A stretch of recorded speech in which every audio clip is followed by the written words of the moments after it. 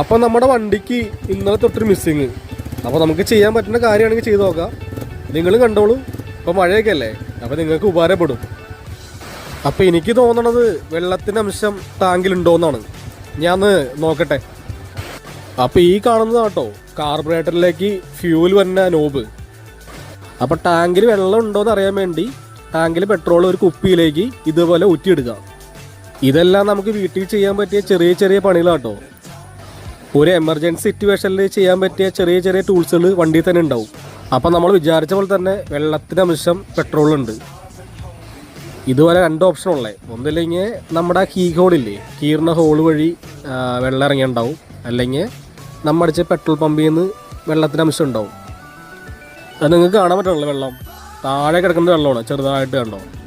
Petrol എപ്പോഴും മുകളിലായിരിക്കുള്ളൂ, വെള്ളം താഴെ ആയിരിക്കും.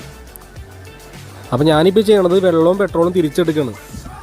വേറൊരു കുപ്പിയിലേക്ക് ഇതേപോലെ പതുക്കെ ചരിച്ച് നമുക്കിങ്ങനെ പെട്രോൾ വെള്ളമായിട്ട് തിരിച്ചെടുക്കാം.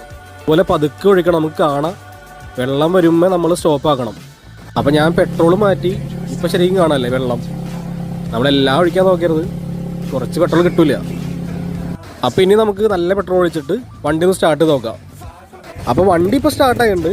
ഇനി എന്തെങ്കിലും മിസ്സിങ് ഉണ്ടെങ്കിൽ നമ്മൾക്ക് പ്ലഗ് അഴിച്ച് ക്ലീൻ ചെയ്യാം. അതിനുള്ള ടൂൾസും നമ്മുടെ വണ്ടിയിലുണ്ടാവും.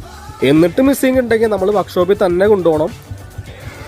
നമുക്ക് കാർബറേറ്റർ അഴിച്ച് ക്ലീൻ ചെയ്യേണ്ടി വരും. അതിനുള്ള ടൂൾസ് വർക്ക്ഷോപ്പിലേ ഉള്ളൂ.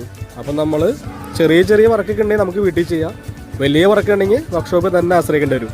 അപ്പം നിങ്ങൾക്ക് ഈ വീഡിയോ ഉപകാരപ്പെടുകയാണെങ്കിൽ ഒന്ന് സപ്പോർട്ട് ചെയ്യുക.